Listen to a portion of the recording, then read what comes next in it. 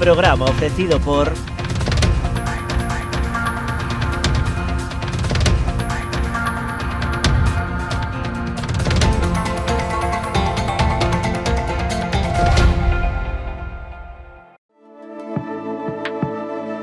Potencie el éxito de su negocio con nuestra asesoría especializada en empresas, correduría de seguros y servicios jurídicos. Optimizamos estrategias e impulsamos crecimiento con soluciones efectivas. Visítenos en Caldas de Reis, Pontevedra o Vilagarcía de Arousa. Grupo J. Rey Asesores, su mejor elección.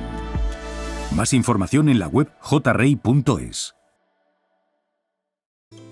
A exploración e o traballo no viñedo levounos a elaborar viños con personalidades emocionais moi marcadas. Pionero é un claro exemplo no que nos vemos reflectidos, un viño viaxeiro, valente e intrépido que cada ano segue traspasando fronteiras. Enerxía e paixón, emocións que nos acompañan dende o primeiro día da nosa aventura.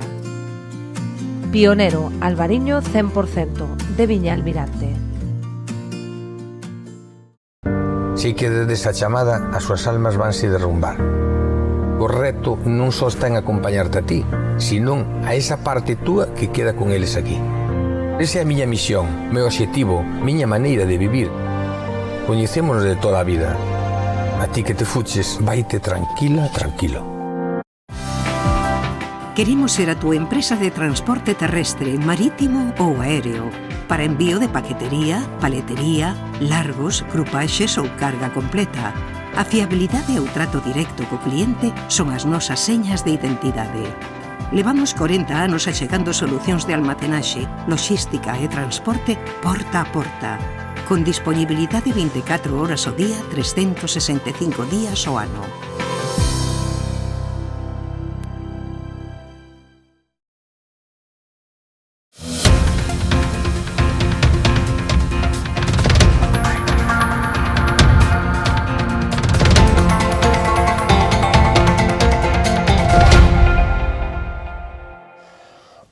Señoras, señores, amigos e amigas, moi boas noites. Saúdos desde Ribadumia, desde os estudios centrais de Canarias Baixas.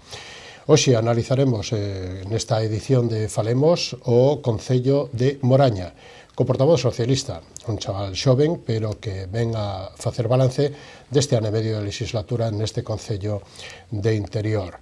Estaremos tamén co teniente alcalde, terceiro teniente alcalde do Concello de Noia e presidente desta agrupación de noieses independientes agrupados para analizar esa situación política deste Concello que nas últimas semanas ou nos últimos meses máis ou menos está un pouquiño alterada a situación política.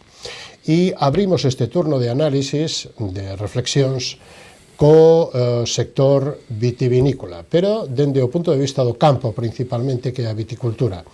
E o facemos con Miguel Tubío. Ele é o director técnico de Martín Codas Viticultores. Moi boa noite, benvido, señor Tubío, como estamos? Hola, bon día. Boa noite. Isto sale pola noite e hai que decir boa noite. Bueno. Son as 10 e pico da noite. Perfecto. Como estamos? Este programa se está grabando sobre as 4:30 da tarde e saldremos esta noite a partir do informativo das 10 da noite. E logo as outras redifusións que facemos. Estaba repasando eu e estábamos agora rememorando inicios, tanto desta televisión, aínda que vostede é un mozote, un chavalote, pero era cando empezaba, digamos, que a de Rías Baixas, e cando empezaban as adegas. Martín Codas é do ano 95, estamos falando de 85, estamos falando de 39 anos, 40 anos para que nos fagamos, que a audiencia se faga. Como valora estes 40 anos se os tuvera que definir en 20, 30 segundos?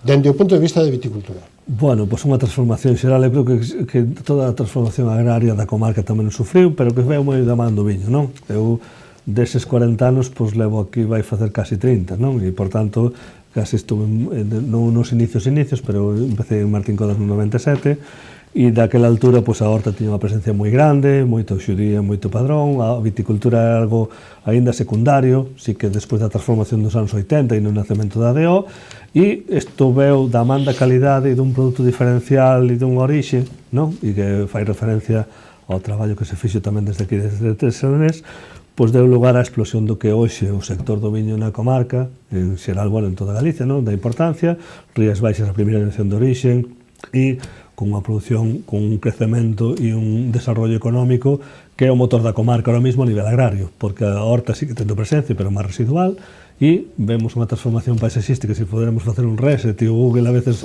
nos axuda hasta certa altura, pero non temos imaxes tan anteriores, pero veríamos como se transformou a viticultura antes con viñedos máis nos bordes das parcelas, menos continuidade, e agora pois hai grandes áreas de viticultura que realmente son un dos grandes motores da comarca, sin dúbida, e que creo que ademais é un complemento importante para outro gran valor que temos aquí, que é o turismo, non? Entón, creo que é unha sinerxia moi boa e que creo que estamos en un momento e que hai que aproveitalo, non?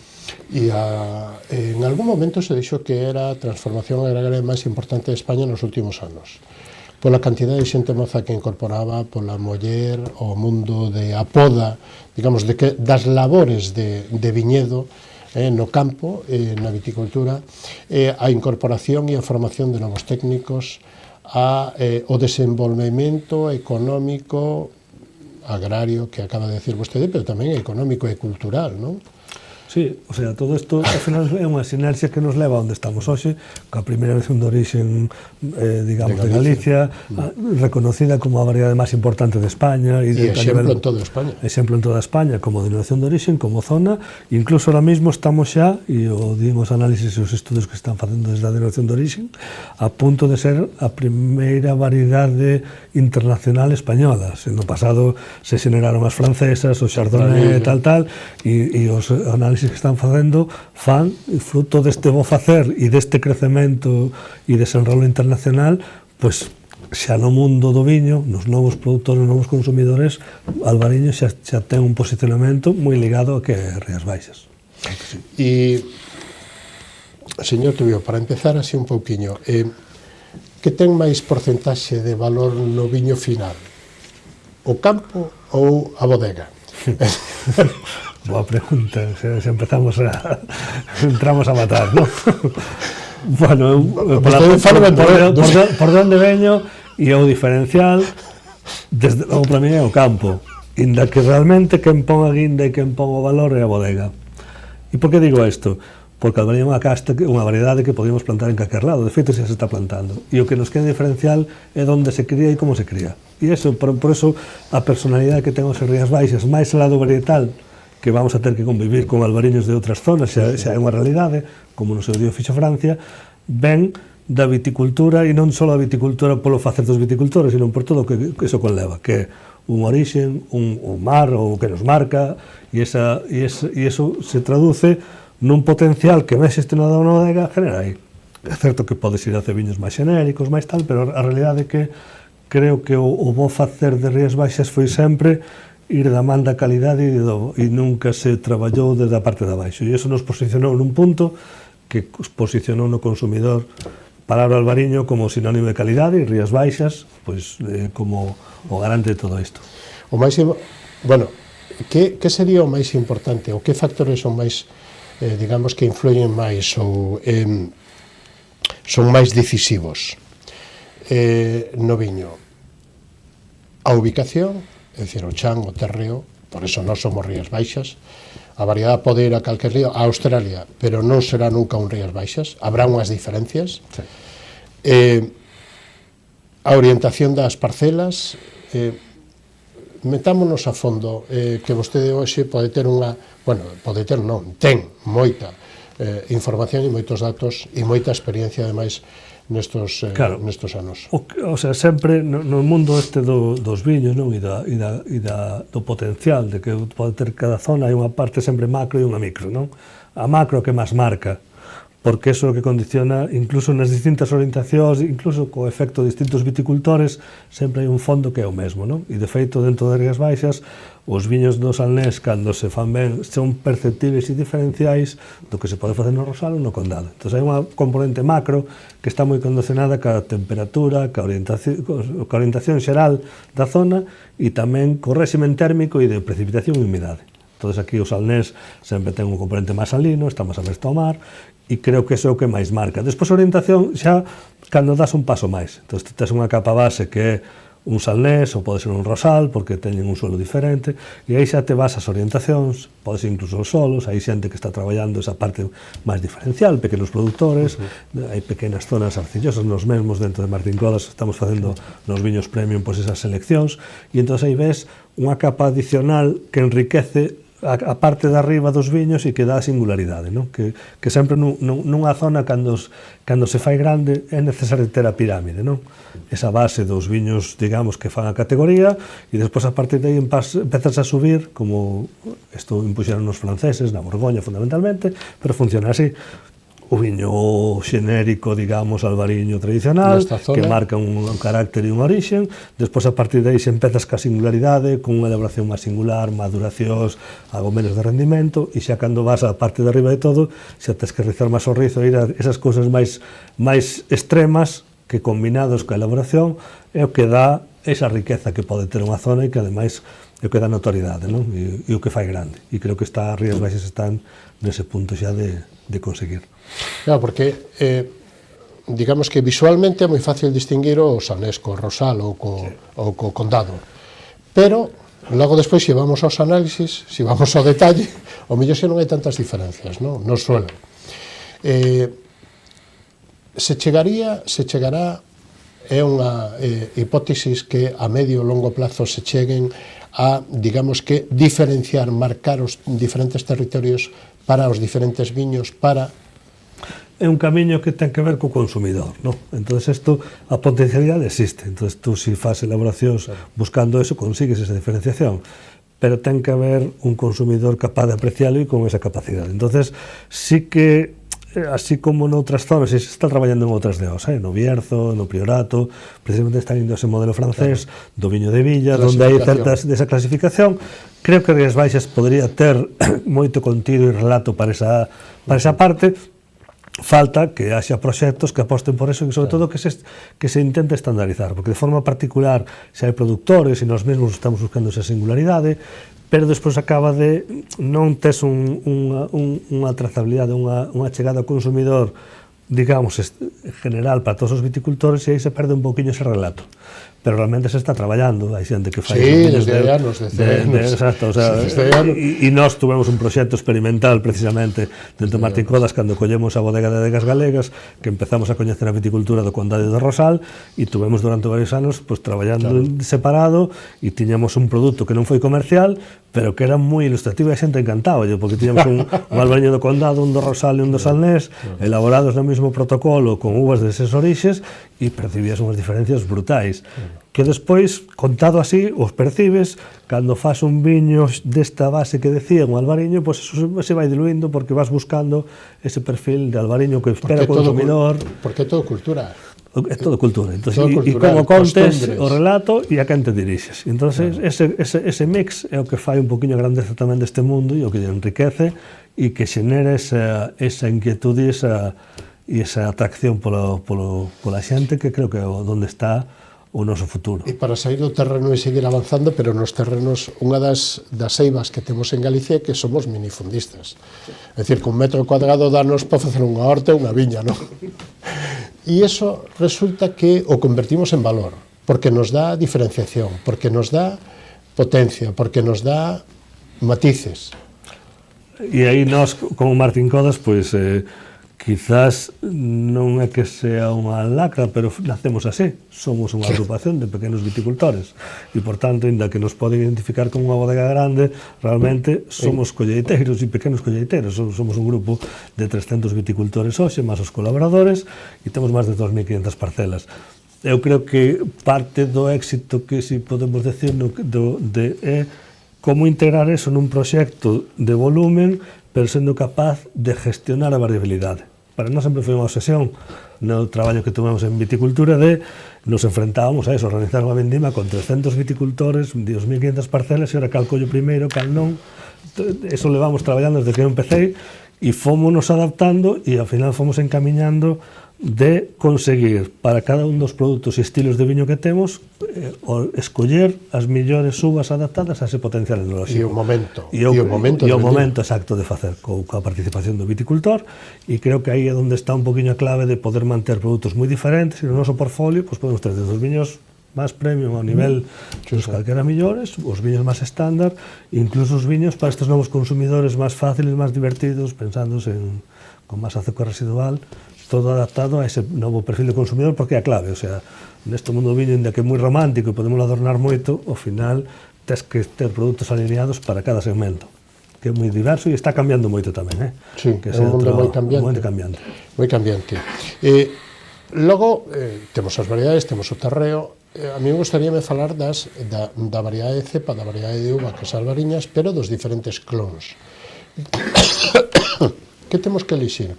Que importancia ten un bo clon, ou os clons adaptados aquí, e os sistemas de emparrado, é dicir, o sistema de conducción?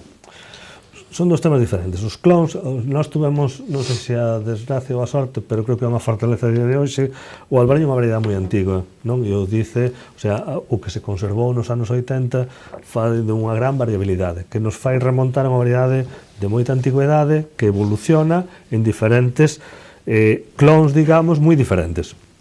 Como éramos moi pequenos e non unha variedade obxectivo para os viveiros, nunca, o sea, se fixeron varios intentos de selección clonal ou algún proxecto da Xunta, pero non evolucionou a un produto comercial e se mantuvo hasta fai 4 anos prácticamente, non existían clones. E, por tanto, todo se reproducía de seleccións masais. E, por tanto, seguimos mantendo esa riqueza policlonal, que non é mellor nin peor. De feito, ahora hai unha tendencia, o sea, despois da degradación que provoca a selección clonal, pois hai zonas como nos tempranillos, en outras variedades, onde se plantou todo dun único clon, están volvendo a recuperar esos ancestrais e fantendo, porque son máis... Se fala de que estas plantacións policlonais son máis resilientes, porque o clima cambia moito e o que hoxe unha variedade ou un clon que podía ter unhas características co cambio climático son interesantes e no mix suele estar mellor. Entonces, a día de hoxe, as 4.500 hectáreas, prácticamente me atrevería a decir que o 90% é de selección masal, non é unha selección clonal por detrás, e, por tanto, temos toda a variedade originaria do albariño.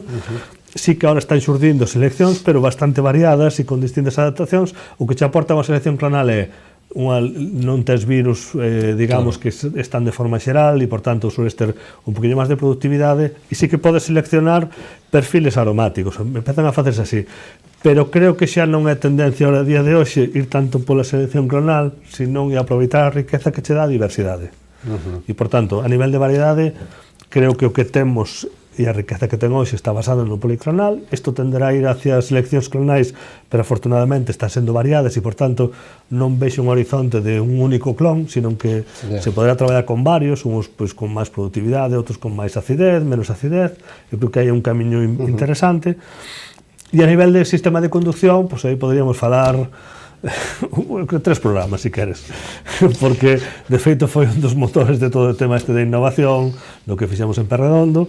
E aquí temos un gran sistema de conducción que é o Parral, e o Parral a súa evolución hacia o que é o Rías Baixas, porque igual que evolucionou a forma de cultivar, evolucionou o Parral.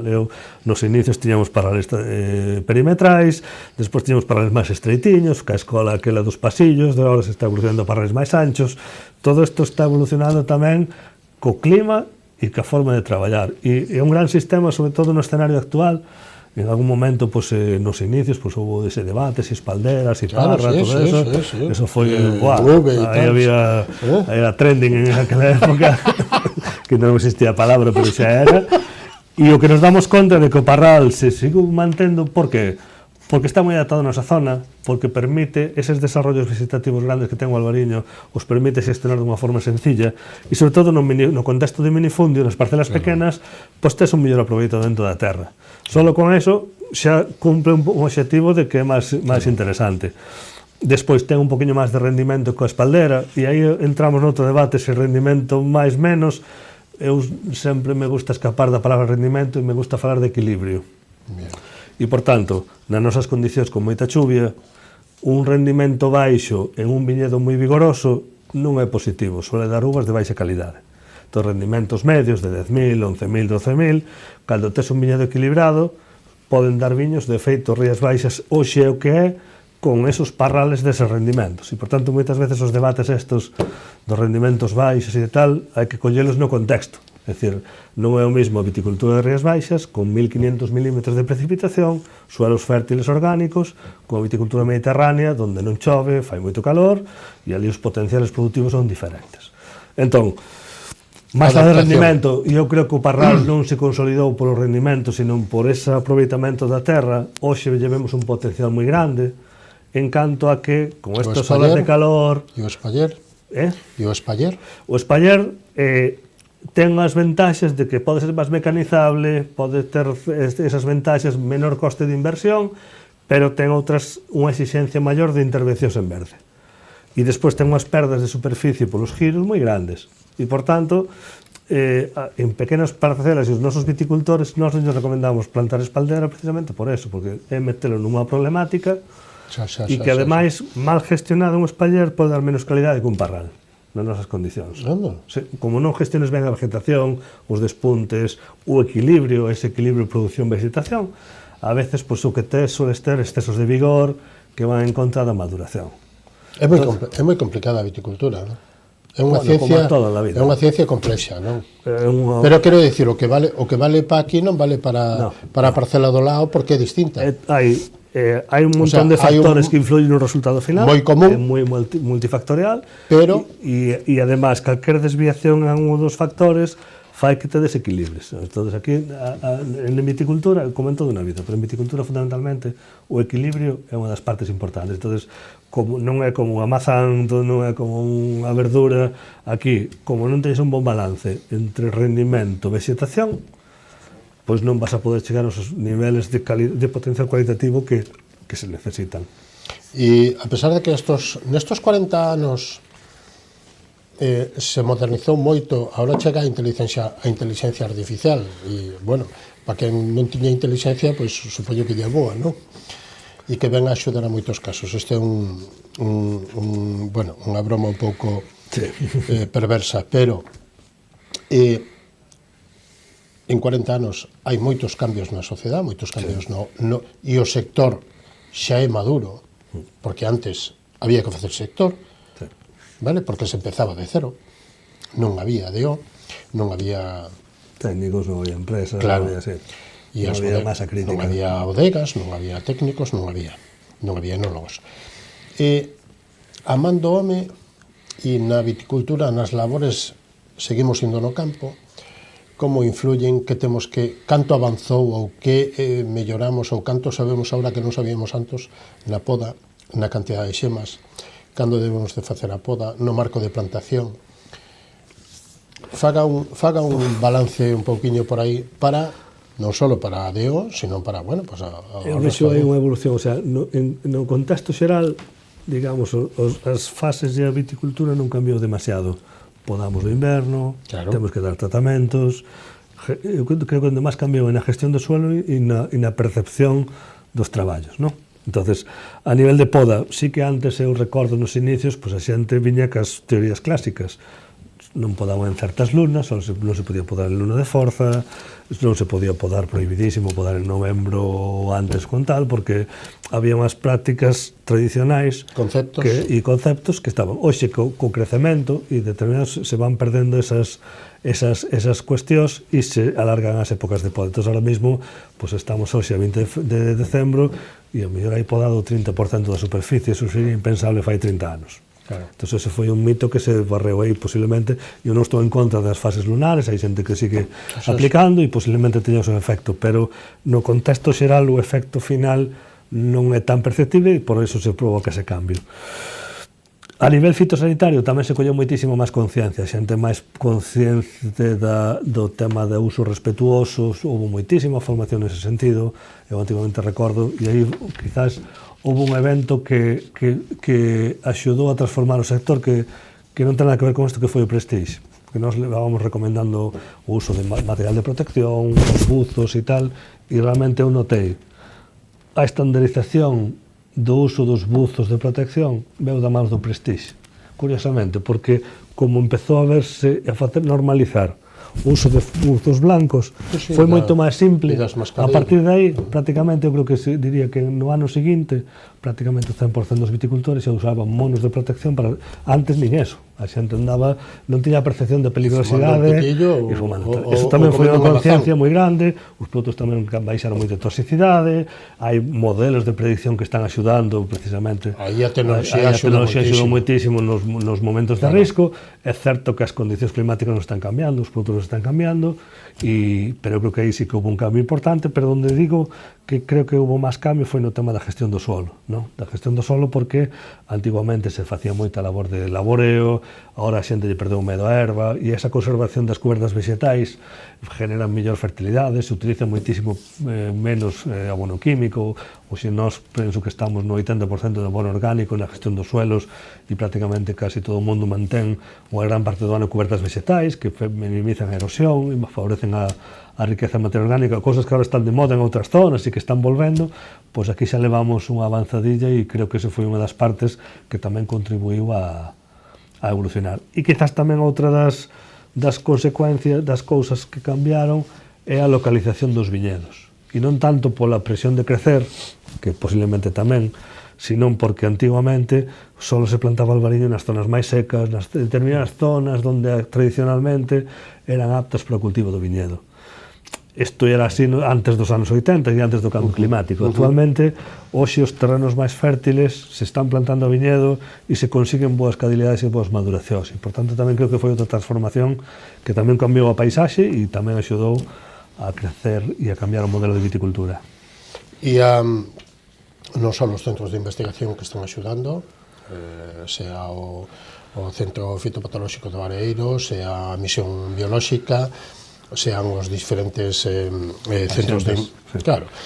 E os técnicos que estades, lóxicamente, durante todo o ano, non tanto no inverno, mentres non hai brotación, pero cando empeza a brotación, estades máis pendentes das temperaturas e dos cambios e das previsións, casi como na vendimia cando se vai chover ou non, non? Sí. Porque, e aquí hai incluso, e vos tendes innovacións, hasta que fixestedes, e fai pouco sacabades noticia como innovación, é que en Monterrey eliminades as xiadas con puntos de calor, non? Sí. Bueno, ao final nos toca, o sea, eu creo que en Martín Codas comenzamos con isto de innovación, pois precisamente, eu creo que recordo que foi no 2002, que a plantación do viñedo de Perredondo foi cando empezamos a nosa actividade de investigación, non? E ese ADN que conseguimos, pois o levamos a todas as zonas. En Monterrey implementamos a vendima mecánica prácticamente en Galicia, en ese viñedo grande que se fixo con un proxecto do Bantegal de recuperación de terras, onde se plantou un viñedo de casi 100 hectáreas, recuperando un monte abandonado na zona alta de Monterrey. E ali, pois, pola dificultade, digamos, de conseguir man de obra, pois foi onde empezamos a facer algo que xa era habitual en outras zonas, noutra denominación de origen, que sí que está permitido, como é Monterrey, e ali estuvemos traballando tamén nunha fase de ver un poquinho os efectos, de si nos metíamos en aí, e comprobamos esa parte. En esa viñedo, además, como temos unha orografía e unha altura límite para o cultivo do viñedo, tamén temos que loitar caxeadas, temos moinhos antixeada, e tamén introducimos unha técnica que se está desarrollando en Francia, pois metendo fogueiras de calor. Entón, ao final, sempre tens que estar, o sea, ante os problemas, tens que buscar alternativas, e onde non as hai, pois intentar buscar ou desarrollar innovación, pois para afrontar a evolución dos problemas ou a xestión do que tes no día a día. Eu creo que de forma natural, todos os viticultores o fan no seu día a día, e nós como organización, pois sempre tuvemos moi presente, e foi un dos obxectivos que marcou a línea de traballo de Martín Codax. Bueno, a verdade é que Martín Codax nos últimos anos está que se sale en premios e en reconocimientos non só locais, sino tamén internacionais, non?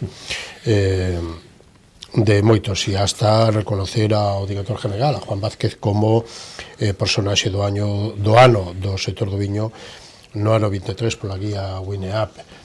Bueno, estades que vos salides, tendes moitas innovacións e acabades un dos principais motivos, ainda que vostede, ainda que temos un programa semanal que se chama Orixe e Calidade, que está aquí, entre outras cousas, para falar un pouquiño máis en profundidade destas cousas e de facer tamén un pouquiño de resumen, pero a semana pasada se lle concedía a Martín Codas Viticultores o premio á innovación da Plataforma Tecnolóxica do Viño 2024 na categoría do proxecto de I+D+I.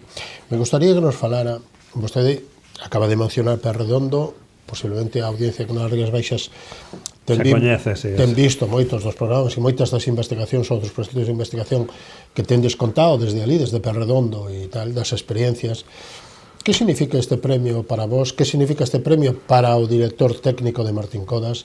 Ser recoñecido no mundo da viticultura precisamente pola plataforma, non? Pois é un orgullo máis lá das persoas e do traballo da miña participación ou da participación de Martín Codas tamén creo que é un orgullo incluso para Galicia, non? Porque estamos falando dun premio que se concede a nivel nacional nun foro que é a Plataforma Tecnolóxica do Viño, onde está todo o sector representado, grandes bodegas, grandes grupos, todos os deos de España, pois, e un xurado totalmente independente decide dar un premio, conceder un premio a Bodegas Martín Codas nesta esquiniña da península, un proxecto relativamente pequeno para os volúmenes de viñedo que se manexen en outras zonas, e non deixe ser un orgullo para o país, non? Realmente o que ven a poñer encima da mesa é pois ese traballo, ese facer desde os inicios do I+D, como dicía non Perredondo, pero despois quizás o gran salto, e foi ese traballo que se fixo de traballo colaborativo, como ADN que temos como Martín Codas a ser cooperativa, pois estamos afeitos a colaborar, pois empezamos a traballar en proxectos colaborativos, un deles temos que comentar sempre que este Zenit Demeter que se foi no 2010, que foi o primeiro que o sector vinícola foi o primeiro que se sensibilizado no cambio climático cando nos chamaban tolos no ano 2010, e a raíz dai empezamos a facer proxectos colaborativos de innovación con outras empresas e sempre estuvemos desde aquela, desde 2010, pois, concatenando un proxecto ou outro de máis de cambio climático, de sustentabilidade, de tal, sempre estuvemos neses foros representando a Galicia e representando este sector e, pois, desa trayectoria, pois, levamos, pois, eu creo que son máis de 15 proxectos de innovación desarrollados dentro de Martín Codas, sempre con ese ánimo de gañar en coñecemento para seguir mellorando e facendo as cousas mellor. E non deixa de ser únicamente un orgullo. A nivel personal, pois na parte que me toca, pero sobre todo a nivel de poñer no foco. De feito, nestes premios non é só estaba Martín Codas, se deron 9 premios e 3 eran para empresas galegas, o que cal fai pensar de que, a pesar de que somos un porcentaxe pequeno, pois Galicia está aí ben representada e con ese punto de innovación que creo que é onde está o futuro, non? Claro, que moitas veces non valoramos ben o que facemos, non? Pero que somos traballadores, que somos serios, e isto é importantísimo. E aparte unha das partes máis importantes non é que Martín Codas reciba o premio e espalla a información, o coñecemento, non só para os viticultores aos cales sirve, sino para o resto do sector, non? A investigación sigue sendo un dos puntales máis interesantes e que máis determinantes serán para os desafíos que nos veñen no futuro. Totalmente. Citaba antes o centenamento, o cambio climático, esa amenaza que temos aí, que nos fai que cada colleita está sendo diferente, temos que adaptarnos aos métodos de traballar a esa nova realidade, pero que demanda innovación, e nesta innovación, como digo, colaborativa e aberta, non? Porque todos estes proxectos, cando teñen financiación, sempre acaba habendo moita difusión, e eu percibo unha innovación ou investigación que non é tan fechada como outros sectores, imagínate os farmacéuticos con patentes, parece que isto só lo sei yo, sino que é un sector que tende moito a colaborar, e nestes foros como a plataforma, que nace precisamente desa agrupación sectorial, pois o que se fomenta precisamente dentro dese foro é precisamente eso, animar as xentes que se sumen a esta innovación, que se pode facer innovación con un proxecto pequeno moi grande, porque nesa innovación, en afrontar os novos retos, é onde está o futuro. Se seguimos facendo o mesmo que sempre, tal como evoluciona isto, pois non sei se vamos a ter moito futuro. Temos que rematar, ten que volver máis por aquí para con máis frecuencia, que facía xa unha boa temporada que non. A verdade que sí, xa botaba de menos isto. Remate que o que queira ou co que vostede cree que vai pasar dentro de 20, 30 anos. Por onde ve o camiño vostede no cambio xeracional, na incorporación da inteligencia artificial, é dicir, do coñecemento, do automatismo, da informática? Pois eu creo que temos un reto moi grande, e eu aí xa me poño, a veces hasta me sinto maior falando disto, non? Pero incluso nos Alnés, que sempre tuvemos o privilexio entre Galicia de non ter un problema xeracional, onde había sempre moita unha población, unha densidade de población rural moi grande, e parece que non iba con nós o que estaba pasando en Lugo, en Ourense, e de repente nos últimos 4 ou 5 anos estamos vendo, ostras, que isto é transversal, aquí tamén está pasando, e entón ese reto demográfico que temos diante, para mí é o gran reto que temos, é dicir, de manter esta actividade, porque temos un potencial de unha riqueza brutal. Ahora mesmo está, e creo que ainda temos, o sea, non estamos nunha situación crítica, pero sí que é certo que van a cambiar as cousas e que vai haber menos xente para traballar, que nos vamos a ter que adaptar. Entón vamos a ter que convivir con retorno de xente que nos axude a traballar e posiblemente con un cambio de concentración, creo que como está pasando en todos os sectores económicos, non? Con concentración de explotacións, antes de cando naceu Martín Codas eran moitos pequenos con pouca actividade, incluso dentro de nós se está polarizando e se están facendo viticultores profesionais que o sector non necesita, porque non pode depender solo do fin de semana, e estes pequenos pues, tenden a desaparecer ou reagruparse. Entón, eu creo que vamos a ter esa transformación. Creo que é moi importante manter a nosa identidade e a nosa paisaxe e o vínculo co territorio e co turismo e con atraer a xente aquí. É dicir, creo que este mundo é tan competitivo e creo que necesitamos xenerar un produto de valor asociado á cultura, á gastronomía e ao viño que faga que a xente siga interesada en consumir os seus viños, que veña aquí, que se marche de aquí, pois que a palabra o viño no peito para consumilo no seu lugar de destino. Creo que ese é o futuro. Somos un gran escaparate do enoturismo que seguimos sendo, e tendes premios tamén, Martín Codas, dos mellores reconocimientos, pero que lógicamente isto é algo de sector, non é claro, un sector, se fai como sector, non como proxecto individual. Correcto. Señor Tubío, foi un placer contar con vostede nesta edición de Falemos. Igualmente. Veña máis por aquí, chicanos. Non tens máis que avisarme, e eu se me cadra, pues, fago unha escapadinha e me veño por aquí. Noraboa, moitos éxitos, noraboa polos premios, moitos éxitos, porque son vos para vostedes, para como Martín Codas, pero tamén para o sector, e moi bo Nadal. Igualmente. Hasta un vindeiro que sean. Boa noite. Boa noite, saludos. Nos vamos a publicidade, dando os patrocinadores, volvemos, recibimos a José Pérez, teniente alcalde do Concello de Noia. Non o perdan hasta ahora mismo.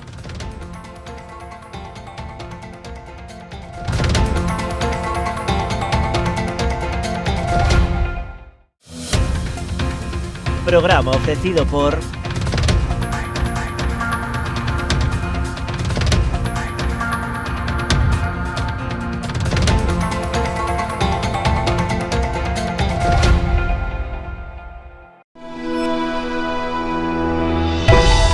No mundo dos negocios, cada entrega conta. Galiport é o teu socio fiable para o transporte. Contamos con equipo especializado que garante as entregas seguras. Nos entendemos a importancia da túa carga.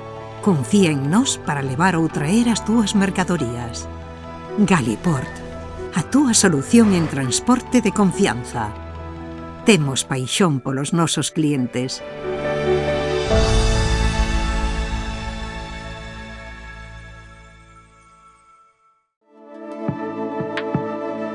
Potencie el éxito de su negocio con nuestra asesoría especializada en empresas, correduría de seguros y servicios jurídicos. Optimizamos estrategias e impulsamos crecimiento con soluciones efectivas. Visítenos en Caldas de Reis, Pontevedra o Vilagarcía de Arousa. Grupo J. Rey Asesores, su mejor elección. Más información en la web jrey.es. Unha historia memorable requiría dunha gran homenaxe, inspirados no carácter e no esforzo do traballo realizado por Domingo Fontán, xorde Macherato, un viño con esencia da nosa terra. O seu equilibrio e complexidade falan por si mesmos. O tempo e o cuidado empregado en todo o seu proceso de elaboración tamén. Macherato Albariño crío macerado 100% de Viña Almirante. Si que desde esa chamada as súas almas vanse derrumbar. O reto non só está en acompañarte a ti, senón a esa parte túa que queda con eles aquí. Esa é a miña misión, meu obxectivo, miña maneira de vivir. Coñecémonos de toda a vida. A ti que te fuches, vaite tranquila, tranquilo.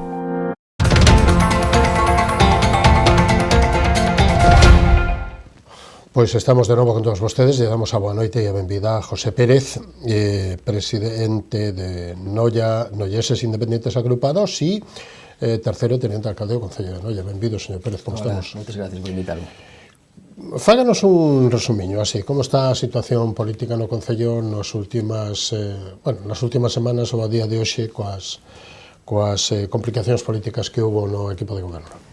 Bueno, pois a situación lóxicamente mudou en canto ao número, era un socio que era o PP e o Noia, con maioría absoluta, pois unha persoa do Partido Popular, pois en este caso decidiu abandonar ese partido, e agora somos 8, non? Entón encontrámonos con que Noia ten 8 persoas gobernando, 8 concelleiros e 9 na oposición. Que implica iso? Pois, lóxicamente, pois que as cousas a veces van máis lentas, que hai que ter moitas máis conversas para chegar a acordos, bueno, e intentando sacar as cousas importantes para adiante. Nos, no noso grupo estamos centrados no traballo, non nos metemos nas liortas en por que sí e por que non, pero, bueno, sempre todo máis lento e máis complicado. O ex compañeiro do PP, agora no grupo de non adscritos, Luís Salamancos, cal é a relación que ten vostedes ou que ten o equipo de goberno, ou cal é a relación que ten el con vos, hasta onde poida contar? Sí, bueno, a nosa relación é normal, unha relación boa, cordial, educada, como non pode ser de outra maneira. Eu ainda o chamei fai a semana pasada para poder tomar un café, ver as súas perspectivas de cara ao futuro, ver se podía chegar a calquer tipo de acordo, non? Que é interesante, que sempre se é beneficioso para o Concello, e como decimos, non é unha persoa que estuvera no noso grupo, sino que estaba no Partido Popular, non nos metemos na casa dos demais, pero, bueno, agora mesmo pois implica máis dificultades en eso. Eu creo que máis conversa, máis diálogo, e, bueno, unha nova situación. Eu creo que o que hai que contar é que hai que traballar posiblemente un poquinho máis e tamén falar moito máis. É imposible o retorno? Pois non o sei, a verdade é que non é algo que eu trate, non é, como lle decía, pois pero non o ve, non o vexo. E ve unha moción de censura no momento que se poida plantexar?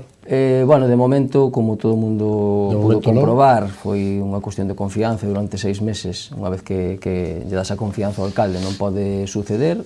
Nós de momento non vemos esa moción de censura porque non vemos de momento razóns máis que as que estamos a traballar. Tivemos un Consello da Xunta na que tamén o que intentamos é que, como ben se di, pois que non hai mal que por ben non veña, non? Pois o que fixemos foi decir que, bueno, que xa que estamos en minoría, que teñamos un apoio un poquinho excepcional da Xunta de Galicia en canto ás inversións. Entonces, o que estamos a traballar é centrados en sacar as cousas para diante do Concello, pero de momento esa posibilidade non a vexo. Os orzamentos foron aprobados fai pouco, a finales de novembro, 14,5 millóns aproximadamente, pero resulta que os portavoces de Marea, de Noia e do PSOE anunciaron que van a presentar un recurso contencioso. Está presentado? Sí, según eles dixeron, pois parece que sí, fixeron todos os recursos posibles para estirar, digamos, que ese orzamento non entrara en vigor, digamos que nós, polo que nos temos que, lóxicamente, deixar e influenciar e seguir polos informes técnicos de intervención e secretaría, aprobámolos, o que fixemos foi intentar pagar a todos os proveedores posibles, facer as cousas que nos dera tempo a rematar este ano, e agora mesmo que temos vamos a traballar con os presupostos prorrogados. Bueno, eles un pouco sabrán, é a primeira vez que se impunan, que se denuncian uns orzamentos na historia de Noia, e lóxicamente eu sempre respeto o traballo da oposición, porque non sabe nunca onde vai a caer, pero, bueno, sigo vendo un poquinho máis, digamos, máis separado ou máis responsable, si cabe, en este caso, ao portavoz e ao grupo do Benega. Ajá. E, bueno, é unha tranca importante, non? Porque deixa no aire bastantes proxectos, non? Sí, bueno, agora mesmo nós o que nos temos que ver é que unha vez que aprobastes os presupostos deste ano entran prorrogados no ano que ven, o sea, que o gasto corrente, excepto a inversión, que se pode traballar pois con transferencias de crédito, todo máis lioso, si cabe, para os técnicos, é dicir, non é mesmo que ti xa teñas o teu proxecto político, que é un orzamento do ano 2025, que teñas que utilizar o do ano 2024 e facer cambios según che vaya pois caendo unha inversión, ou se tú teñas que pedir unha subvención e teñas que complementalo co teu importe, é un pouco máis lioso, pero, bueno, creo que si os orzamentos estaban xa bastante ben complementados en canto ás partidas, creo que pode ser un ano bo para Noia, sobre todo con esa mantendida da Xunta de Galicia en esas 4 ou 5 cousas importantes que necesita o Concello, non? Ahora entramos nelas, pero para refrescarlle a audiencia, digamos que os datos desta crisis política ven de que o Partido Popular ten 6 diputados, 6 concelleiros, o Partido Socialista, xunto con noienses independentes agrupados, son 6, O Partido Socialista ten 4, o BNG ten 2, Marea Cidade ten 2, e hai un adscrito que é o que árbitro agora, que lóxicamente caen 8 dun lado e 9 do outro. Esa crisis non sei como vai a desembocar, e acaba tamén nesta anuncio ou presentación de un contencioso administrativo contra os orzamentos. As relacións Noia-PP, PP-Noia, é dicir, noienses independentes agrupados e o PP, como é? Está máis forte agora incluso? Está máis consolidada? Está máis unida porque realmente están as dúas forzas políticas involucradas nos proxectos e sacar a Noia para adelante? A ver, eu creo que está igual. O partido Noia sempre foi moi exixente co seu socio, xa o fomos no seu momento co Partido Socialista, e somoslo co Partido Popular, como non pode ser de outra maneira, non? Pero o que implica ahora mesmo é que necesitamos posiblemente moito máis diálogo, si cabe, do que había, porque hai cousas que temos que compartir, hai niveles de vinculación en bolsas determinadas de presupuestos que para sacar algo en concreto, pois igual temos que compartir. Non vexo eu que aumentara a fortaleza de ningún, sino que a capacidade numérica, ahora mesmo nun sitio están 9, en outro sitio están 8, pero, bueno, dache moito marxen os presupostos prorrogados para seguir funcionando con gasto corrente dunha forma ordinaria. Eu quero mandar un mensaxe a todos os veciños e veciñas que todo o que teña que ver con gasto diario, de todo, de becas, de subvencións, de todo o que teña que ver co diario, de parques e xardíns, de obras, eso todo funciona exactamente igual. Donde cambia posiblemente un pouco é neses orzamentos, nesa capacidade inversora que pode ter o Concello, non?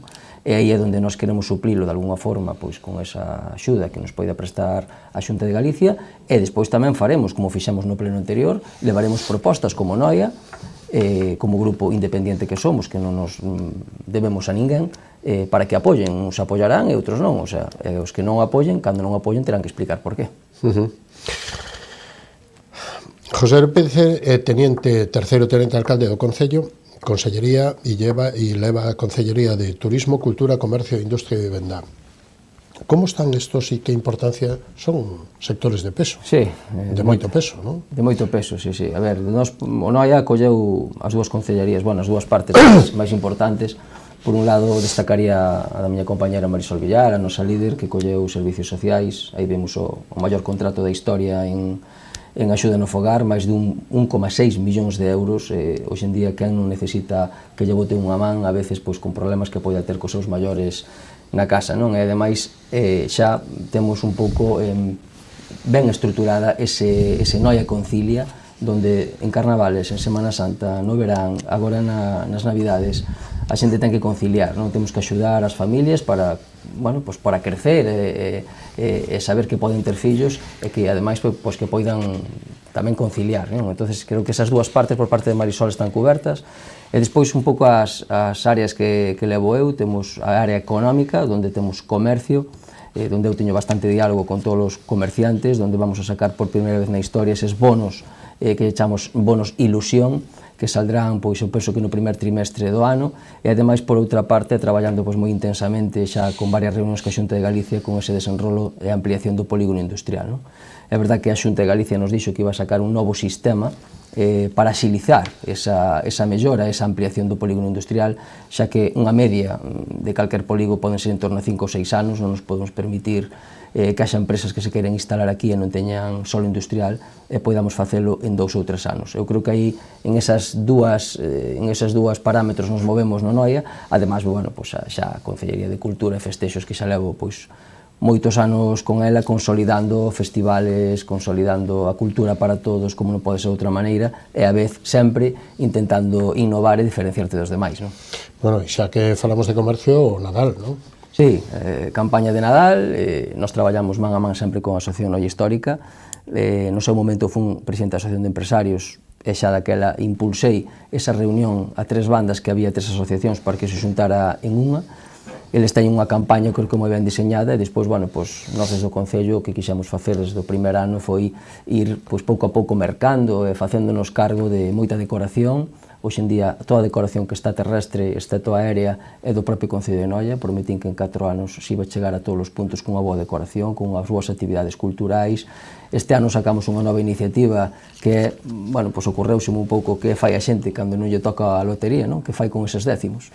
Bueno, pois o que decidimos foi que todo o mundo da comarca e de todo o mundo poida vir ali a depositar o teu décimo nunha urna, e o día 27 faremos un gran sorteo de moitos premios para gastar no comercio local, non? Serán os nenos de Ponte na Afonso. Un segundo sorteo? Un segundo sorteo, pero para gastar no comercio local. Eu creo que vai a ser un atractivo importante. Buscamos tamén a noticia no plano do marketing, e xa traballando de cara a que a época máis importante para os nosos comerciantes estemos todos á altura, e nós mesmos nos fagamos esa veces ese run na cabeza, non, que debemos de comprar no noso concello, porque ao final somos un concello de servicios cunha economía cerrada que lle vai ben ao teu veciño como comerciante, vai ir ben a ti. Eu, ademais, que son autónomo no meu concello.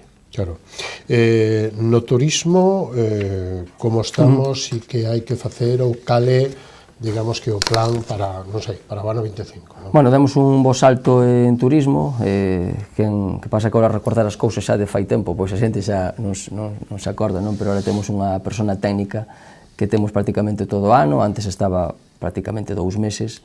Temos unha persona que nos vai marcando un pouco o camiño, batemos récords. Eu creo que a nivel galego, non me quero botar eu as flores nin o Concello solo, sino que a nivel galego creo que hai moita xente que está a coñecer estas rías, que está a coñecer os nosos concellos, e batimos récords en canto a visitantes. Desexcepcionalizamos un pouquiño, é verdad que agora xa desde maio, abril, desde esa Semana Santa ata outubro, temos moitos visitantes, temos unha visita moi fiel no eido cultural, tanto nos Festival de Arpa, no de Jazz. Temos xente que ven especificamente a visitarnos aí. Eu creo que ese é un camiño importante. Temos un hándicap importante que tamén necesitaríamos inversión privada, porque estamos carentes a veces de ese hotel de referencia, donde a veces ti teñas a posibilidade de reunirme con todos os turoperadores, e eles che din que mínimo teñen que desplazarse con 50, 60 persoas. Non che poden ofrecer un paquete turístico para 10, 15 ou 20, non? Entón temos ese aí. Creo que estamos traballando ben en ese tema do turismo, e xa lle digo, estamos creando paquetes en todo momento, hai visitas guiadas todas as semanas, temos rutas de senderismo que creamos novas. Eu creo que unha familia que é o que buscamos que veña a visitarnos a Noia, que caia en Noia, que teña actividade suficiente durante esa semana, non só para decir que quedou contento, sino para decirlle ao veciño que veña a visitar a Noia, que repita.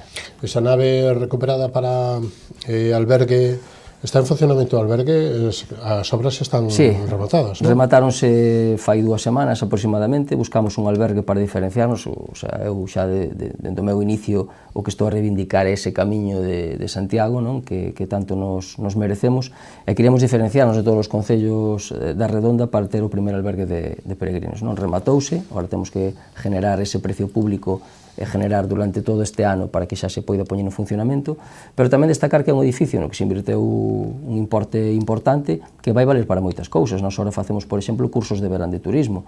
Este ano, un que tuvemos de verán, pois viñeron a dormir a distintos hoteles casi 25 rapaces en distintas quendas.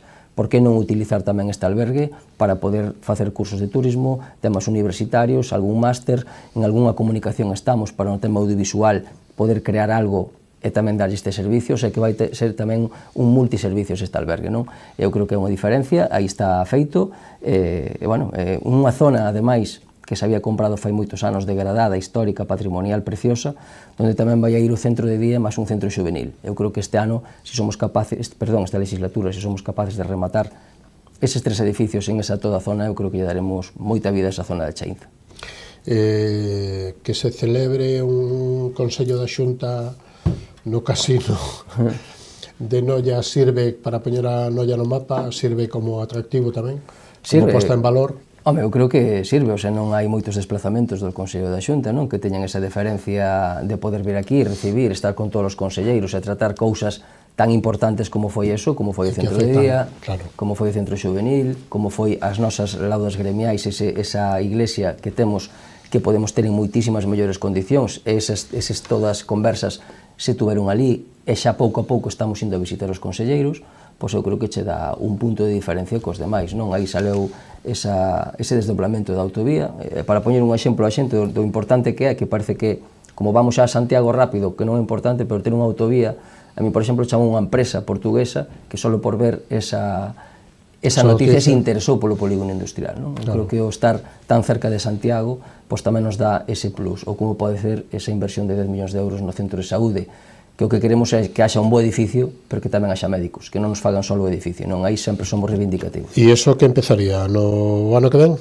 Ahora mesmo sacaron a licitación, o que é o proxecto é máis o proxecto constructivo. Do centro de saúde falamos. Sí, do centro de saúde. Eu penso que, a ver, sempre nos gusta 25-26. 25-26, sí. Eu penso que finais de 25, principios de 26, é unha realidade, está nos presupostos, pero tamén nós estamos a insistir aí, porque parece que a veces che dá unha cousa, non? É que te tes que manter, e non, seremos exigentes, porque hai algo tan importante como o centro de día que Noia necesita tanto como o centro de saúde, porque o centro de saúde xa hai un, estará mellor ou peor, é verdad, pero o centro de día non o temos. E creo que aí estamos fallando.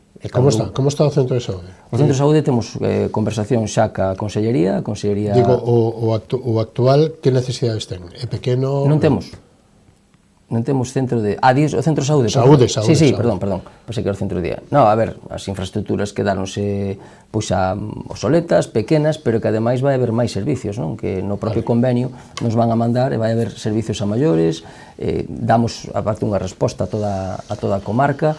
Eu creo que vai ser unha boa noticia, ademais un sitio en San Lázaro, onde se comprou todas as parcelas por parte do Concello, 1 millón de euros, que tamén lle vai a dar pois ese empuxe, non, a esa zona onde se poden facer moitas vivendas, que tamén fai falta, non, que o tema da vivenda, sobre todo para a xente xoven, é un problema grave. Claro.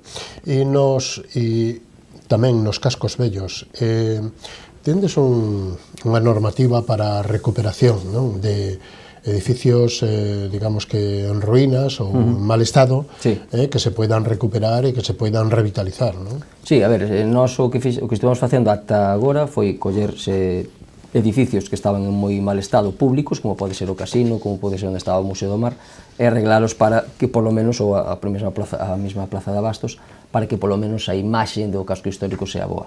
É verdad que poñen a disposición de Noia, de algúns sitios máis, cascos históricos, a posibilidade de comprar a un valor catastral bastante baixo, si a propietaria non quere arreglar ou non quere vender. En eso estamos, nos fixamos ahora en algúns inmobles. Agora mesmo a política é o que ten eso, numéricamente, non? Que igual a nosa idea pois, pode ser comprar 4 ou 5 inmobles, e igual a idea dos que agora mesmo suman 9, non? Entón, agora mesmo é cando vai ter que haber esas conversas, pero sí que creemos que para darlle vida ao casco necesitamos adquirir esas vivendas que xa levan moitos anos arruinadas, en mal estado, e que o propietario non ten ánimo de facelo, poder compralas nós e pasarlle o IGUS, en este caso, a patrimonio, para que nos axude a poder rehabilitar e que a xente viva dentro dos cascos e lle de vida, non? Claro, porque además un edificio en ruínas é un problema para os veciños. Totalmente, sí. Aparte de que nós sempre estamos vendendo as nosas bondades, non? Neste caso que paseas por Noia, por ese casco histórico tan bonito, tan cheo de historia, e non podemos permitirnos o luxo de ver unha casa arruinada de fai 20 anos. É un problema de moitos concellos, ou por non decir de casi todos, sí, que teñen esa problemática donde propietarios, pola situación que sexa, quedou a casa ou o edificio aí abandonado, está en ruínas, e iso é un problema non só de seguridade, sino de convivencia para os veciños. Sí, a ver, esa norma que sacou a Xunta que nos dá a posibilidad, que nos esperamos non chegar a ela, ou mellor sempre ter un trato directo co propietario e poder chegar a un acordo, non? Pero sí que che dá a posibilidade esa de ata un 50% do valor catastral, lle falo, de poder adquirir esos inmuebles por pouco importe e despois poñelo a disposición para que o poden arreglar. Eu creo que eso hai que utilizalo ben, primeiro respetar a propiedade privada, eso para nós é prioritario, e sempre que haxa un acordo mellor, senón, sabes que tes esa posibilidade tamén. E no saneamento, porque eso é importantísimo, e ademais co sector tan potente que tendes ali, que está en Noia, que é o marisqueo, non? Mira, para mí temos dúas das accións polas que chegamos a un acordo no seu momento fai 8 anos, si que haré outra despois e temos a oportunidade de falar, que tamén é RPT, foron a estación depuradora e máis a estación de augas residuais, non? De agua da traída de agua. As dúas empezaron a semana pasada. Para poñerlle un exemplo, eu fun unha das persoas que visitei xunto con Marisola do Manuel Fraga fai xa no ano 2003 para que nos fixera a primeira depuradora, valeu 2.400.000 euros, e agora a reparación desta nova, da que temos, son 3.600.000 que xa empezaron. O O sea, é importante ter unha depuradora, ter unha infraestructura que funcione. E a que estaba, funcionaba mal. Eu creo que agora, se somos capaces de depurar moitísimo máis, vamos a facer moitísimo menos daño á ría. Pero, ademais, tamén temos que ser conscientes que hai moitos puntos de verquido que están vertendo directamente á ría. O sea, non fai falta que nos lle veñamos a contar aquí unha película aos nosos veciños que vas polo malecón e só o que cheira eses desagües de como están, eso é unha pena, non? Entonces, pero que pasa? Necesitamos o apoio tanto do Goberno Central como da Xunta. Debíanse de comprometer con ollos dous e limpiar esta ría. Non só vale que o señor Marlasca veña aquí en época electoral, poña o GPS en olla e aparezca, porque agora o GPS seu de poñer en olla a Cataluña, porque aquí xa non volveu. Entonces, non hai compromiso, non vemos compromiso. Unha ría que fai falta 60 ou 70 millóns de euros a arreglala, nós xa non o levamos no programa electoral. Será mentirlle aos veciños. Ten que ser un compromiso total, non? Nós temos o primer produtor de berberecho de España ali, non? E pois, pola outra parte, tamén o da auga da traída, todo o mundo pudo ver nestas canle, en todas as televisións, como iban a veces aos plenos cas botellas cheas de basura, a auga, como había que bañar aos nenos. Agora mesmo estás empezando unha obra de 1,5 millón de euros que xa se iniciou. Hai moita menos turbidez, pero ainda hai. O que non se pode cobrar a un veciño por un servicio que non lle das ben. Iso é injusto. É un imposto que leva a auga ten que ir con todas as garantías. E é un problema sanitario, gordo. Exactamente. Entón, agora, eso foron dúas das cousas que firmamos xunto co Plan Xeral e que a RPT, e que eu creo que esas dúas xa están en marcha. A RPT tuvamos unha sentencia tamén que nos decía que non era inaplicable en esos términos, pero casualmente os que ahora reclaman que a RPT se aprobe, os únicos que votaron a favor da RPT foron o Partido Popular e o Noia. E agora somos os que llevamos a dar solución a viabilidade. Agora, sumarse a outra cousa, non. Ustedes votaron en contra, os estuveron, nós votamos a favor. O xueza dixo unha cousa, pero agora mesmo hai que adaptar os recursos que temos para que non pase da masa salarial. Pero nós vamos a estar sempre cos traballadores, así yo dixen na última reunión que tivemos e vamos ter outra antes de que acabe o ano, que hai que poñer esas pilas para aprobar convenio colectivo, fundamental, que xa estamos falando do ano, se non recordo mal, do ano 2003, e a poñer este RPT hasta a marxe que a lei nos permita. Hasta a marxe que a lei nos permita, aí aprobarase a RPT. Señor Pérez, acabouse o noso tempo desta... Temos que quedar para outro día, para outros moitos temas, pero ten a última oportunidade, a última intervención para dicir o que vostede queira, ou invitar a toda a audiencia de Canarias Baixas que vayamos a Noia nesta Nadal. Hombre, pois por suposto. A ver, esta última mensaxe para min en un polo tan comercial como Noia, que tanto dependemos deso, é que nos visitedes, que temos un polo precioso para visitar, pero tamén para comprar.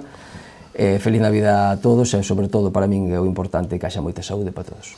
Pois foi un placer contar con vostedes nesta edición de Falemos hasta unha nova ocasión, que será no ano que ven xa, porque este acábase. Moi bo Nadal e moitas gracias. Moi ben, gracias a vos por moi boa noite. Nos vamos a publicidade da man dos patrocinadores, volvemos e recibimos a Xoel Souto, portavoz do Partido Socialista no Concello de Moraña. Non o perdan, será dentro de instantillo, hasta ahora mismo.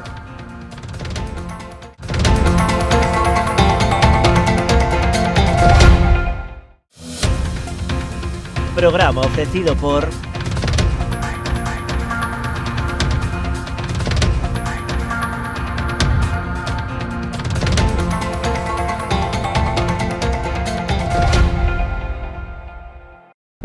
Si quededes a chamada, as súas almas vanse derrumbar. O reto non só está en acompañarte a ti, senón a esa parte túa que queda con eles aquí. Esa é a miña misión, meu obxectivo, miña maneira de vivir. Coñecémonos de toda a vida. A ti que te fuches, vaite tranquila, tranquilo. Precisas enviar ou recibir mercadorías de xeito rápido, seguro e económico? Confía nunha empresa galega con anos de experiencia demostrada, con frota de vehículos adaptados ás túas necesidades e con equipo de profesionais cualificados e experimentados. O teu mellor aliado, Transportes Galiport. Temos paixón polos nosos clientes.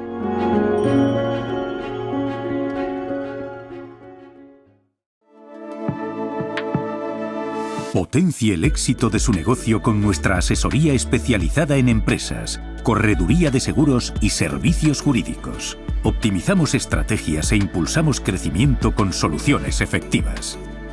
Visítenos en Caldas de Reis, Pontevedra o Vilagarcía de Arousa. Grupo J. Rey Asesores, su mejor elección. Más información en la web jrey.es. A exploración e o traballo no viñedo levounos a elaborar viños con personalidades emocionais moi marcadas. Pionero é un claro exemplo no que nos vemos reflectidos, un viño viaxeiro, valente e intrépido que cada ano segue traspasando fronteiras. Enerxía e paixón, emocións que nos acompañan dende o primeiro día da nosa aventura. Pionero, Albariño 100%, de Viña Almirante.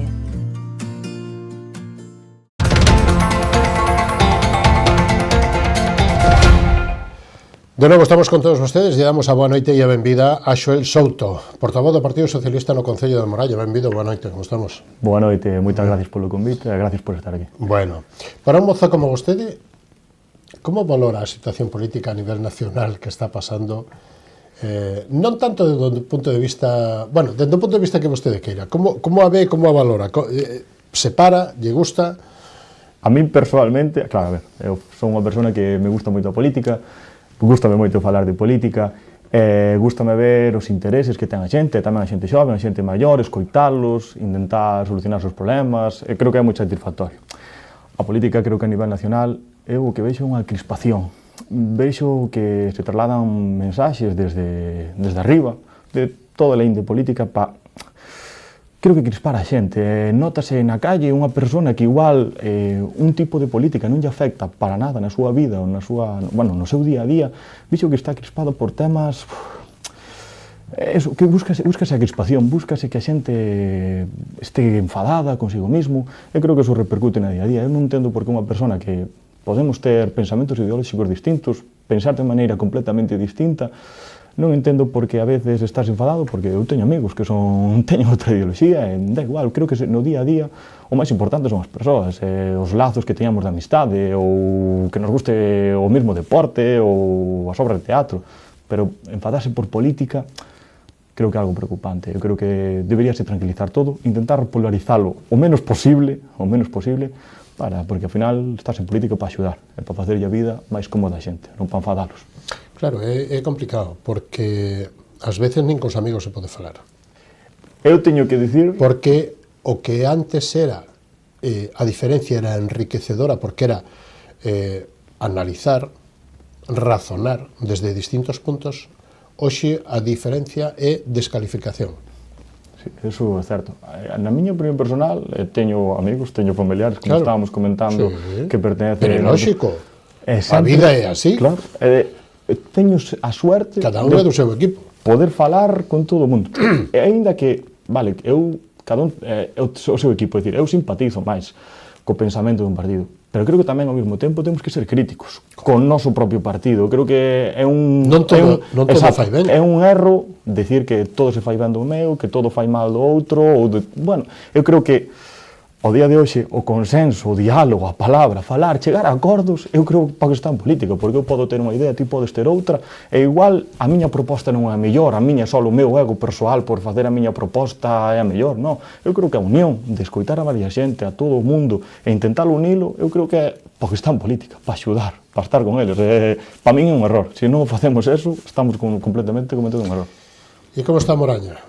A verdad que... Vamos a entrar no terreno, no motivo da entrevista. Sí, a ver, Moraña, bueno... Como a ve vostede? E mellor dito, e empezamos xa a aproveitar o tempo, porque senón é unha pena. Ano e medio de legislatura, que balance faría vostede a nivel xeral desta legislatura? Pois mira, o balance que eu fago deste ano e medio do novo grupo municipal para min é preocupante. Na campaña electoral prometías un cambio na política do equipo que está agora no goberno, recoñecíase que se cometeron certos errores e que iban a cambialos, e vexo que a día de hoxe non se fixeron. En Moraña, por exemplo, a nivel demográfico, seguimos perdendo poboación, e creo que estamos deixando pasar unha serie de oportunidades que son importantes para Moraña para darlle o cambio real que necesita. E quero poñer dous exemplos. Un do núcleo urbano, por exemplo, en Moraña temos unha rúa, que é a rúa número 6, que leva, é dicir, ali é onde se atopan os almacéns de dos supermercados máis importantes de Moraña. E ali é onde estacionan todos os proveedores que veñen deixar os seus produtos. Pois os proveedores para deixar os seus produtos teñen que aparcar sempre en doble fila. En 13 anos que leva este equipo de gobernos anteriores, no mandato, non foron capaces de solucionar ese problema. E xa, por leválo tamén un exemplo do rural, que eu creo que é o gran olvidado en Moraña a día de hoxe, no ano 2024, segue sen rematarse o saneamento. Temos casas aínda día en Moraña que non remataron o saneamento e que tampouco teñen o servizo de fibra óptica. Como vemos, é dicir, 13 anos e que hai real. E no tema económico, que podemos decir? A nivel de comercio local, polígono industrial... Sí, pero a ver, primeiro, a nivel económico, Moraña hai que recoñecer que non temos unha débeda. Estamos saneados, non temos débeda, pagan os proveedores, creo que en 10-15 días, a verdade que nese tema está moi ben. O que sí que vemos é que Moraña, por exemplo, a nivel económico do comercio local, hai moi pouca vida. Hai moi pouca vida. Eu vivo no centro de Santa Lucía, un fin de semana, a verdade que dá pena ver Moraña, porque non ves unha persona pola calle. Vemos como unha imaxe o comercio e a restauración. A día de hoxe en Moraña, no núcleo, temos 3 bares, que non abren en todo horario, por falta de xente. Temos como comercio, ou é a calle principal, ou todas as rúas que hai así complementarias, non teñen, os baixos están vacíos. Isto é porque... E nas parroquias? Nas parroquias xa non quedan, non hai a taberna de bar, está daquela maneira sustituindo, costelle moito. En Moraña vemos como a xente marcha. Xa non é que non atraiamos a xente que venda fora de vir aquí, que eu creo unha gran oportunidade que temos, porque Moraña hai que recoñecer que estamos ben ubicados, creo. Estamos a 20 minutos de Pontevedra, estamos a 30 de Santiago, estamos de dúas cidades importantes, bastante preto. Eu creo que se melloraran as comunicacións, tanto de transporte, que é un servicio que estamos perdendo, é que se apostara de verdade pola cultura, o ocio, o deporte, a xente pode facer vida aquí e gustaría vivir aquí, porque hai que recoñecer que é unha calidad de vida con precios baixos, normales, non os desorbitados que pode haber nunha cidade. Eu creo que é unha oportunidade que perdemos. Sería un gran chamamento para que Moraña sexa un pobo para vivir, e que ainda que non lle poder dar traballo a todo o mundo, que é algo no que tamén se debería fomentar e seguir dándolle duro, pero creo que é unha oportunidade que Moraña está deixando pasar. E que fai desde o punto de vista... O polígono necesita ampliación? Hai unha promesa electoral que era que, bueno, que había que apostar, que querían renovar o Plan Xeral de Ordenación Municipal, o PEXON, que leva paralizado desde o ano 2013. Entonces, debido a ese motivo, Moraña temos agora mismo 0 metros cuadrados de chan industrial para facer un polígono industrial, o que é unha gran empresa que era vir a Moraña para establecer o seu negocio. En todo ese tempo non se traballou. Desta maneira, as grandes empresas que viñeron foi de cando se modificaron o polígono de Fieiras e o polígono de Mirallos. Eses dous já están rematados, non queda espazo, entonces en Moraña non pode vir unha empresa. Entonces, desta maneira é imposible crecer. Moraña leva paralizada desde eses anos, as empresas sentáronse, certo que dá unha estabilidade e moito traballo, xente, tanto de Moraña como dos alrededores, pero estamos paralizados, é dicir, vemos que a día de hoxe como iso non chega. Moita xente sigue marchando, porque a día de hoxe hai que reconocer que, por exemplo, en Cuntis estáse facendo un novo polígono industrial, temos a Caldes, que é unha vila un pouco máis grande que a nós, que tamén nos quitan bastante peso, en Barro estáse facendo outro polígono industrial con empresas importantes, e vemos como Moraña neso sí que quedamos á cola. Deixamos de ser menos competitivos cos concellos comunidades. Bueno, pero hai comunidades. empresas de nivel nacional e internacional ali, Pero cantos anos levan esas empresas? Sí, bueno, sí, desde, 15, 20 anos. 15, 20 anos. Non queremos dicir que, claramente fa unha labor importante, pero Moraña creo que ten unha oportunidade de crecemento deste non lle poño en duda eso, digo que as empresas que, algunhas das empresas que hai dos sectores son moi importantes a nivel nacional e internacional, correcto, sin duda. Correcto, era a única cuestión, e non era matizar o que vostede decía, sino información para a audiencia, vale? Sí, por suposto. Vale. É o que vexo é outra oportunidade perdida. Non digo que a liña de traballo que se levara, é dicir, que se comezou ben, pero creo que tiñamos certas oportunidades que estamos deixando pasar.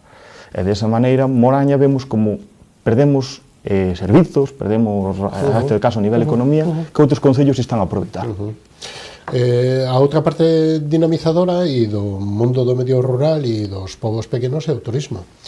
Nas festas importantes, vos destacades, Moraña destaca por 2 ou 3 festas e romerías das máis importantes de toda esta contorna. Que balance fai vostede? Mire, eu creo que algo que atopamos e que falamos coa xente moi é dicir, por que ven a xente a Moraña? e ves pola festa do Carneiro Espeto, que creo que é a mellor festa do mundo, perdona que o diga aquí. Pero é certo, dicir, Moraña ten certas fechas marcadas no calendario no que si atraemos moito o turismo. Eu creo que un problema que temos é intentar non estender esas datas, intentar ampliálas para que a Moraña veña xente, e a propia xente de Moraña pode disfrutar desas grandes datas durante máis tempo. Ti, por exemplo, queres ir mañán a comer un carneiro a Moraña, non sabes se pode facer. En Moraña é a terra do carneiro, é do terra do Carneiro Espeto. Por que só se pode comer en Moraña o Carneiro Espeto nesa data sinalada? Porque non hai unha programación, os axudados do Concello, cos restaurantes, a que poidas vir a comer o carneiro ou o porquiño, que é outra das grandes festas, durante o resto do ano. Por que? Se son os dous produtos, un dos produtos que máis chaman a atención, que nos colocan no mapa, temos que intentar explotalos ao máximo posible para que a xente poda disfrutar deles e poida coñecer o que de verdademente é a boa comida. As romerías e bueno, e falamos de parroquias. Fágame un balance de parroquias e lugares desde o punto de vista de saneamento, que xa dixo algo, pero non sei se quere matizar algunha parroquia que está mellor ou algunha que está peor ou como vostede queira. É un dos problemas que máis escoito que me comentan os veciños e as veciñas é a hora de xestionar os recursos ou de planificalos. Hai veciños que me comentan, por exemplo, por que nesta parroquia se asfaltou dita unha pista, de exemplo, 4 veces, ou se limpiou esta pista 4 veces no ano, ou 5, esta pista xa se asfaltou fai 2 anos, en cambio, no meu lugar, esta pista non pasaron a asfaltala en todo o ano. A xente está preocupada porque non ve unha organización clara, non saben cales son os motivos que se toman, que a veces parecen máis de amiguismo ou persoais, para tratar a xente. É dicir, a xente quere que sexan obxectivos, é dicir, se esta pista se asfaltou fai 2 anos, pois creen que se lle debe dar prioridade a outras pistas que levan máis tempo sen asfaltarse. É aí onde nós tamén vemos un problema. A xente nunca sabe cando van a actuarse nas súas demandas. Vemos que hai unha falta de organización e de planificación que se leva desenvolvendo durante todos estes anos e aínda máis hora. Porque é certo, é algo que tamén me comentan os veciños, é que parece que o novo alcalde a veces está máis preocupado de pasarlle o brazo por riba ao veciño, de quedar ben con el, que de estar no Concello, de xestionar ben os recursos, de atendelos de verdadeiramente e darlle explicacións reais e ser obxectivo a hora de as actuacións que se van a cometer. E as instalacións e equipamentos nas parroquias, entre elas o de multiusos de Santa Lucía, que tiña problemas? Sí, a ver, en tema de infraestructuras, creo que hai 2 problemas. Foron os pabellóns e o multiusos, é certo que foron obras importantes en Moraña, o multiusos, donde a Diputación de Pontevedra fixo unha gran inversión, e creo que a Xunta de Galicia foi a que remoledou o teito, vemos como unha obra que é moi nova, ten problemas ten problemas constantes de goteras, de mantemento, de que entra choivo polas paredes. Despois vemos como se fixo un multiusos onde a madeira está picada, é dicir, que a conservación foi mala, é unha obra gran importante. Logo, outra infraestructura que eu creo que é a máis importante, pola que casi sempre salimos en prensa, aparte dos campos, é os campos de fútbol. Agora imos eles. Temos o campo de fútbol de Mirallos, que, bueno, como se comentan... Que pasa aí? O culebrón, que lle chaman nos plenos. Pois, é unha obra que estaba planificada para que estaba presupuestada en €500.000, na que se nos comentaba aos veciños e as veciñas que non iba a costarlle un só euro a Moraña, que todo iba a ser un investimento da Xunta de Galicia. E de repente vemos como, por citos motivos, estamos no ano 2024, o campo sigue sin facerse, o investimento non vai ser de €500.000, senón vai ser de 900 e algo mil, casi preto do €1.000.000, e no que o Concello de Moraña vai nos costar, creo que se comentou outro día, €50.000. Aparte de eso, todos os compromisos que se prometeron. Iba a levar unha pista de atletismo que ao final desapareceu, iba a levar un xinasio equipado que ao final tamén desapareceu, iban ter 4 vestiarios equipados do que ao final só van quedar 2. É dicir, vemos como un proxecto que ao final costa os veciños de Moraña, que costa o doble do que estaba presupuestado e que aínda por encima non cumple con todas as necesidades que se prometeron. Vostedes denunciaban eso máis ou menos a mediados de outubro, non? Moitas veces, sí, a verdade pero bastante. A última sería en outubro ou novembro, sí, pero sí, xa é reiterado. E a información e a fase na que está o campo ahora mismo, ou a reforma ou a construción, cal sería? Ou cal é? Para mí sería abandono, esa palabra. Sí? Pero, bueno, é certo que tirouse a grada antiga, levantouse a vella, pero é tempo que a obra estaba paralizada.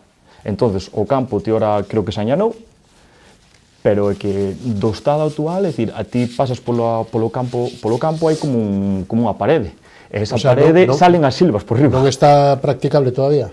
Non, ainda ten que botar a erva, teñen que poñer as porterías novas, falta, ainda eu creo que medio ano por diante, fácil, ainda queda moito tempo. Entonces, o peor é que a grada que está levantada, que está nova, estáse deteriorando, porque non se está conservando, non se está mantendo, está bastante sucia, aparte de un investimento que nos vai costar tanto a Moraña, é que non a estamos ni mantendo xa desde o principio. Bueno. O renovación do alumeado de baixo consumo, que eso estaba para todas as parroquias, as 9, e valorado en 740.000 euros, máis ou menos. A verdade que eu creo que eso sí que é algo positivo, que hai que recoñecerlle ao goberno, bueno, creo que era de José Celo, o antigo alcalde, que a verdade que sí, foi unha inversión moi importante en Moraña, mudouse tanto, bueno, gran parte do alumeado, e a verdade que nota esa melloría, porque Moraña os últimos anos, os 3-4 últimos anos sí que había problemas de apagóns, estaba fallando o servizo, e con este novo investimento, a verdade que a xente quedou moi contenta, que funciona moi ben, a verdade que foi un gran cambio, hai que recoñecerlle ao goberno. E quedarían máis ou menos os centros educativos, por facer un repaso. A nivel centros educativos, o que vemos, o problema que máis nos comentan, por exemplo, que ten que ver tamén con temas de infraestructuras e o mantemento. Vemos como un dos pabillóns que ten uso o colexio, vemos como Fainada tiña goteras, que reformara esa cuberta e sigue pingando, cando hai moita choiva. O maior problema que ten Moraña non é a hora de acometer obras, senón é o problema de mantelas, moitas veces. Non hai persoal suficiente ou non están capacitados para manter as obras. Eu vexo un problema de xestión de non ser conscientes dos recursos que ten Moraña e do que temos que facer para mantelas. É moi bonito presentar unha obra, pero despois non podes mantela. Un exemplo máis, a pista de pádel. En Moraña construíse unha pista de pádel no ano 2020, 2021, non se chegou a estrenar porque ibase a facer un partido inaugural, pero non se chegou a facer polo COVID, está ali parada. E que pasa? Da choiva, de estar cerca de eucaliptos, ten folla, está en tan mal estado a pista que non se pode utilizar. Eu creo que non se chegou a utilizar nunca esa pista. Ese é o problema que vexo en Moraña. Hai que facer as obras, sí, claro que hai que dar servicio a xente, pero hai que ser... Non hai xente que vaya a xogar? Non, o problema non é a xente, o problema é que a pista xa está impracticable. Ti non podes xogar. Ti a día de hoxe, claro, coa choiva, con todo, non podes, pero claro, está tan mal estado durante todo o ano que aínda que a limpies nos tempos de verán, é impracticable. Entonces, eso, hai que ser consciente dos recursos que temos e de como podemos facer para mantelos. Ministerio de Cultura premia a actividade dinamizadora da Biblioteca de Moraña. Sí, a verdade que sí, asistimos ao recoñecemento que veu o subdelegado do goberno, estuvenos comentando as actividades que facían. É certo que a biblioteca ten ali 2 traballadoras, bueno, máis xente que axudan, que están continuamente intentando innovar, intentando ser referentes durante o seu traballo, e a verdade que quedou moi chulo. E o aparcamento ese público en Santa Lucía dá servicios, está, porque eso fora un anuncio do goberno que iba a facer con... Sí, Moraña, quero contextualizarche, é dicir, Moraña fixeronse unhas reformas das beiras rúas que cando se fixeron, parte do estacionamento que había polo núcleo urbano reduceuse. Entonces prometéronse que, bueno, que o aparcamento no lugar de Mos, na rúa número 6, ao final, ao lado do multiusos, que iba a dar servicio. O que vemos é que prométese unha modificación, que se vai facer un plan, bueno, para que o parcadoiro quede ben, e a día de hoxe aínda sigue en estado de terra, de gravilla, que, bueno, dá o servizo, pero non o servizo prometido. Ademais de todo iso, nós unha proposta que levamos era que se habilitaran aparcamentos disuasorios, é dicir, ese aparcamento queda moi lexos de outros servicios, como por exemplo, ti se queres ir á tintorería, pois quédache moi lexos ese aparcamento. Non hai aparcamentos por todo o centro para que a xente darlle comodidades e facilidades para que poidan asistir a biblioteca, que poidan ir ao centro ao banco, é dicir, hai pouco aparcamento en Moraña. Bueno, imos a servicios sociales? Perfecto. Centro de saúde, centro de maiores, centro de día... Sí. Como están os servicios e que valoración fai vostede? Cales son as deficiencias que teñen ou as que vostede cree que debera de abordar o goberno municipal? A nivel do centro de saúde, é certo que tivemos un problema moi grave de persoal. Era algo que creo que pasaba en moitos concellos. Correcto. Que a día de hoxe é certo que mellorou a situación, que aínda así seguimos, claro, hai baixas dos médicos, hai falta de persoal, pero bueno, o servizo mantense, podía ser moito mellor, pero bueno, é certo que se mellorou.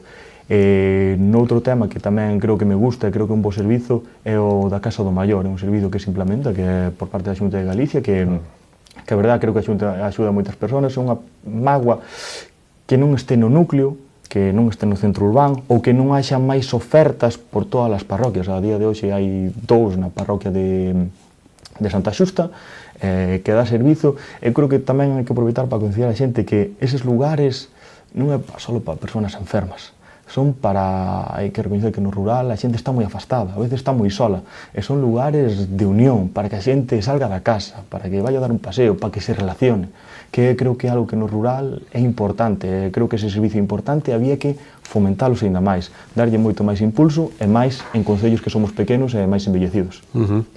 E o centro de saúde, fora do problema de persoal dos médicos, dos facultativos, o centro está en boas condicións, é un centro...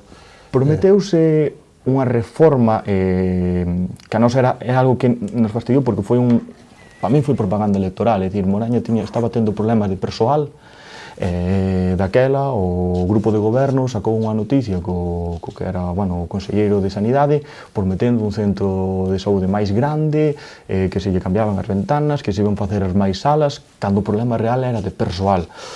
Que se pode mellorar?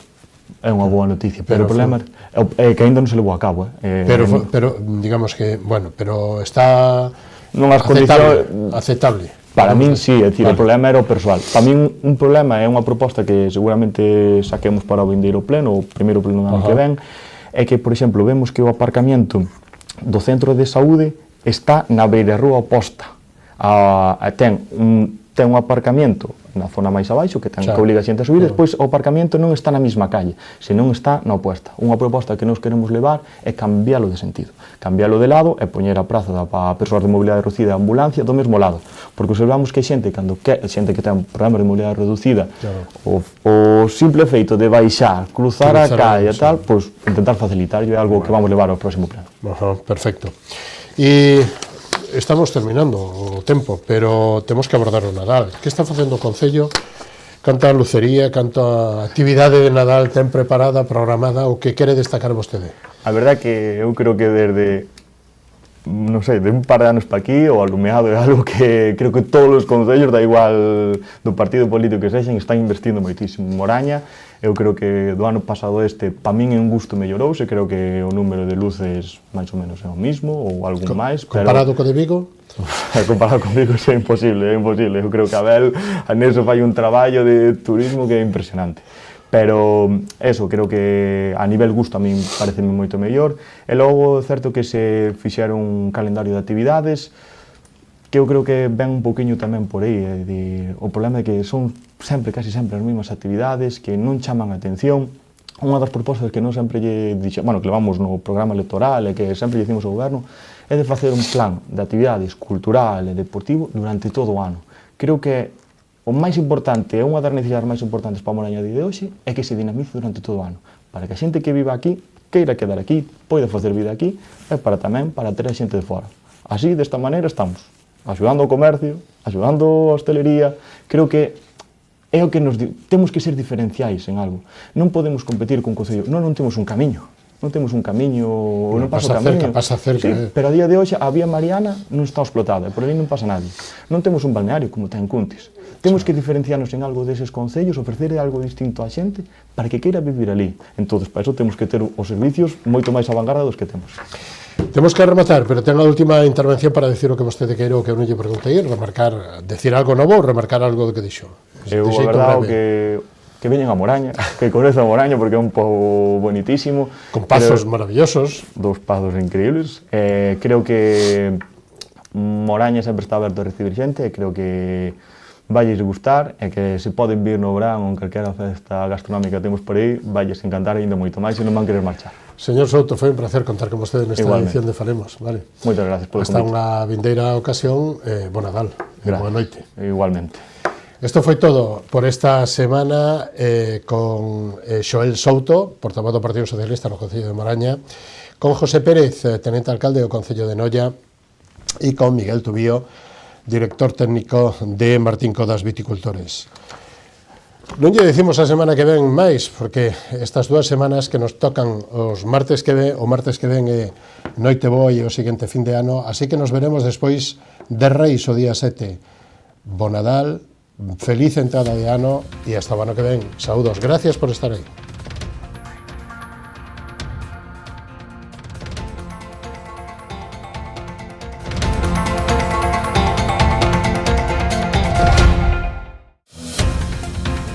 Programa ofrecido por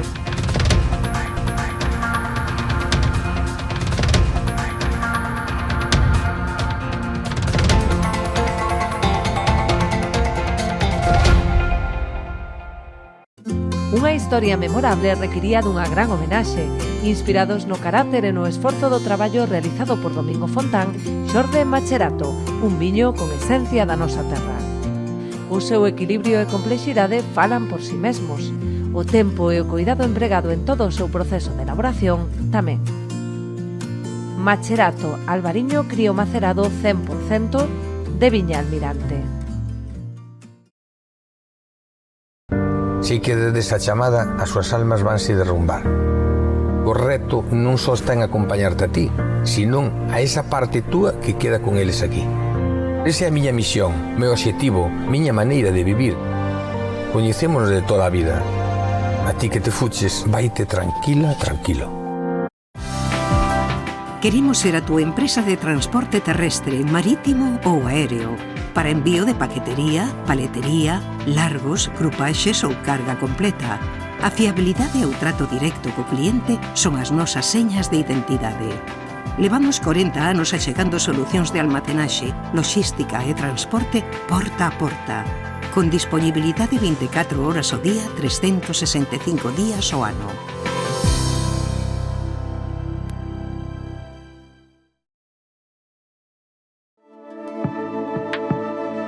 Potencie el éxito de su negocio con nuestra asesoría especializada en empresas, correduría de seguros y servicios jurídicos. Optimizamos estrategias e impulsamos crecimiento con soluciones efectivas.